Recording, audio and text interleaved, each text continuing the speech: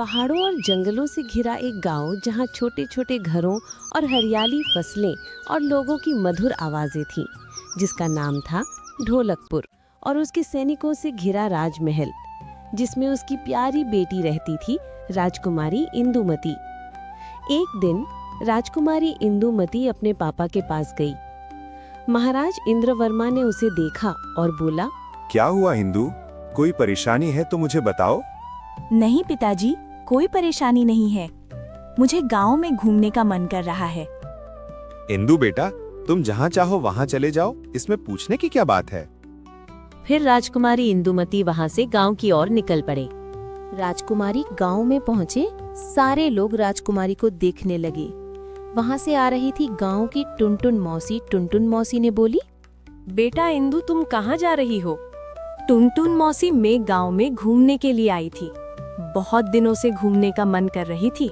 इंदुमती जाती है और गांव के लोग देखते हैं। राजकुमारी इंदुमती चलते चलते थक जाती है। उसके बाद एक पेड़ के नीचे जाकर बैठ जाती है और बोलती है, गांव में कितना अच्छा लगता है। काश मैं यहाँ रोज आती घूमने के लिए। अरे वाह, कितना अच्छा चिड़िया है। अरे रुक जाओ, कहाँ भाग रही हो? राजकुमारी इंदुमती चिड़िया के पीछे पीछे नदी के उस पार जंगल में चली जाती है। अरे नहीं, वो चिड़िया कहाँ गई और मैं कहाँ आ गई? लगता है मैं बहुत दूर आ गई हूँ। चलो उधर जाकर देखती हूँ। उस जंगल में रहता था डाकू मंगल सिंह। डाकू मंगल सिंह बहुत खतरनाक डाकू था। सब लोग उससे डरते थे। अरे निकम्मो, कुछ तो करो। कब तक हम लोग ऐसा ही बैठे रहेंगे? कुछ तो करना पड़ेगा। तभी राजकुमारी वहाँ पर चली गई और बोली, अरे अंकल, क्या आप मुझे ढोलकपुर का रास्ता बता सकते हैं? मैं यहाँ खो गई हूँ। अरे क्या बात है, शिकार खुद चल के हम लोग के पास आ गई। अरे निकम्मो, इसको पकड़ो, कहीं भाग न जाए। तभी गांव के एक आदमी प्रोफेसर धूमकेतु ने सब कुछ देख लिया था और चुपचाप वहां से भाग गया। डाकू मंगल सिंह ने राजकुमारी इंदुमती को कमरे में बंद कर दिया और पहरा देने लगे। लगता है हम लोग आज मालो माल होने वाले हैं। राजा इंद्रवर्मा से बिन बोली कीमत मांगेंगे। प्रोफेसर धूमकेतु भागते हाँफते हुए महल की ओर जा रहा था। गांव के लोग उसे भागते हुए देखकर सोच में पड़ जाते हैं। प्रोफेसर धूमकेतु महल में पहुंचा चिल्लाते हुए, महाराज, महाराज, आप कहाँ हैं महाराज? क्या हुआ प्रोफेसर धूमकेतु? महाराज अभी आराम कर रहे हैं। रुको, मैं अभी बुला के आता हूँ। सेनापति महाराज के कमरे में जाता है।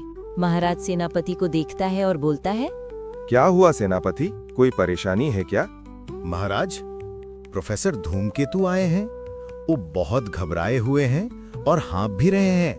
आपसे मिलना चाह रहे हैं। ठीक है सेनापति, तुम जाओ, मैं आता हूँ।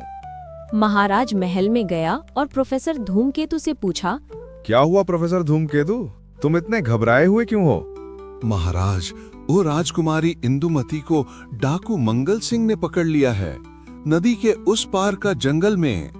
क्या? सेनापति, तुम फौरन वहाँ पर जाओ और राजकुमारी इंदुमती को वापस लेके आओ।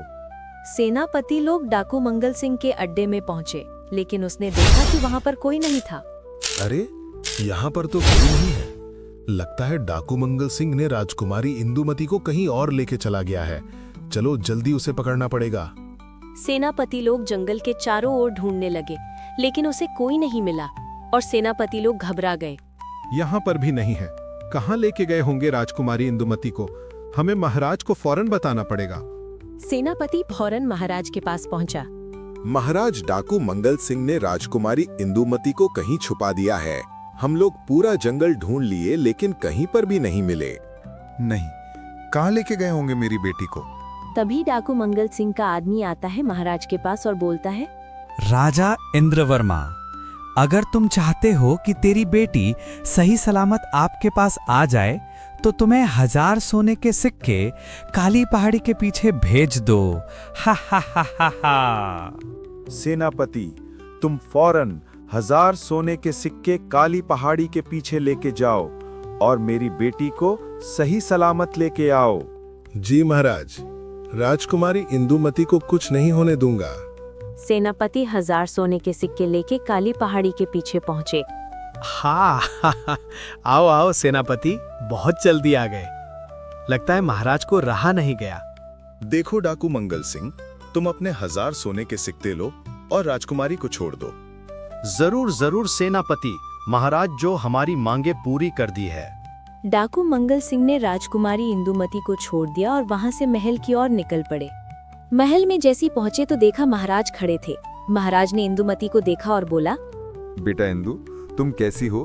तुम्हें कोई नुकसान तो नहीं पहुंचाया? नहीं नहीं पिताजी, मैं ठीक हूँ। ठीक है बेटा, तुम कमरे में जाके आराम कर लो। राजकुमारी इंदुमती कमरे में आराम करने चली जाती है और महाराज सेनापति से बोलता है, जब से भीम और उसके दोस्त ढोलकपुर छोड़ के गए हैं, तब से डाकुओं का राज चलने लगा है। अब क्या होगा ढोलकपुर को? अगर आप चाहते हैं कि भीम और उसके दोस्त वापस आ जाएं, तो लाइक और सब्सक्राइब कर दो और कमेंट में लिख दो पार्ट 2।